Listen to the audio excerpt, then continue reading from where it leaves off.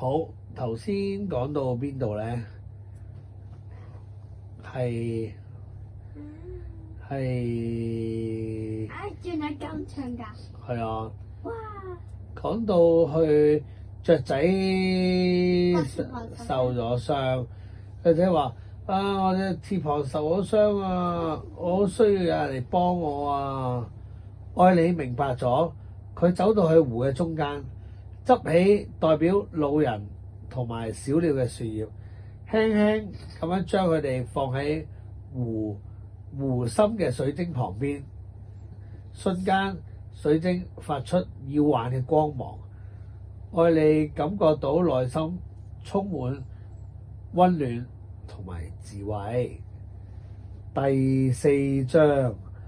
回到村莊，愛你帶住森林之心返到去村莊，佢開始學識咗聆聽同埋理解身邊嘅人，佢幫忙老人家解決困難，陪住孤獨嘅孩子一齊玩，仲照顧受傷嘅小動物。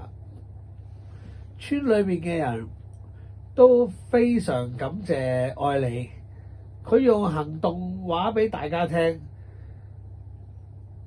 佢亦都令到大家感受到溫暖同埋關愛。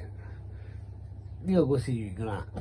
呢個故事嘅教訓咧，就係話俾我哋聽，同理心啊係一樣好珍貴嘅力量之一。佢能夠讓我哋企喺人哋嘅角度思考，理解人哋嘅感受，亦都付出行動去幫忙人哋。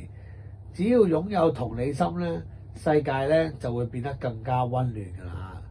希望呢個故事能夠帶俾你啟發到溫暖同感受啦。同理心咧，即係爸 B 成日叫你唔好去批評人哋，讚美人哋，要幫人哋手。唔得㗎，讚人哋。咁人哋做得好係咪應該讚人哋啊？人哋如果做得好差咧，都唔好批評人哋，咁人哋會傷心嘅。呢個就係要理人哋嘅感受啦。完結。